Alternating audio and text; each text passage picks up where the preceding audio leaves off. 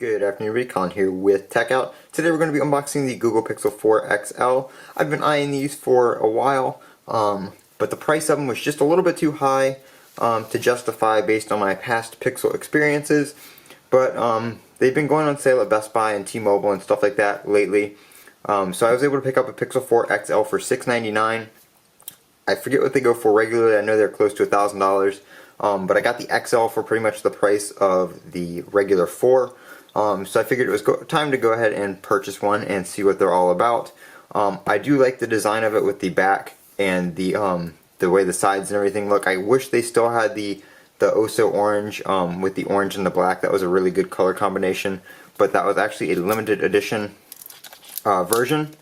So no more of those unless you buy one used, and I didn't really want to spend $500-600 on a used one when I can get a new one for basically that price new on sale. So I did pick it up from T-Mobile. T-Mobile is my carrier, as you guys know from my previous videos, and I have not had any issues with them. T-Mobile has been great, service and customer service wise. I'm going to go ahead and take the phone and set it off to the side real quick and see what else we get in the box. I have not purchased a Pixel from T-Mobile before. Actually, I haven't purchased any phones from T-Mobile before. All my phones I purchased unlocked. This one is a T-Mobile version, so we're gonna see if it's an unlocked Pixel or if T-Mobile has anything special on it. We'll have that in the review.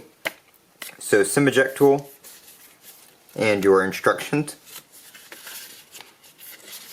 I don't see any Pixel stickers or Team Pixel stickers, which kind of sucks. I know the other models I've had have come with those. We have the charging cable, USB-C to USB-C. We have the OTG cable right here. And then we have your fast charge, I believe it's an 18-watt power adapter right here, again USB-C. I'm not going to take that out because I'm not going to use it.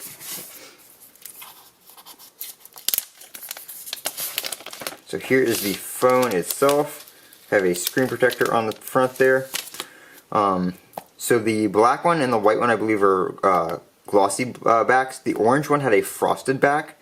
So that's what this one looks like. The sides right here are a matte finish, which feels really good in the hand. We've got your volume rocker right here and your white power button right here. Pretty good sized forehead on this device. This is the top of the screen right here. I know it's kind of hard to see on camera, but there is a pretty large forehead. Not much of a chin though. We have your SIM slot over here, and your iPhone-ish looking camera on the back there.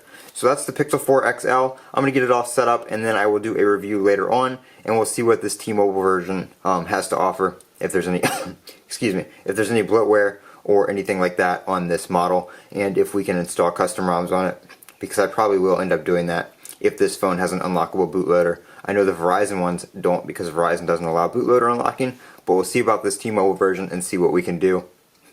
I'm Colin with Techout. Don't forget to comment, rate, and subscribe, and have a great day.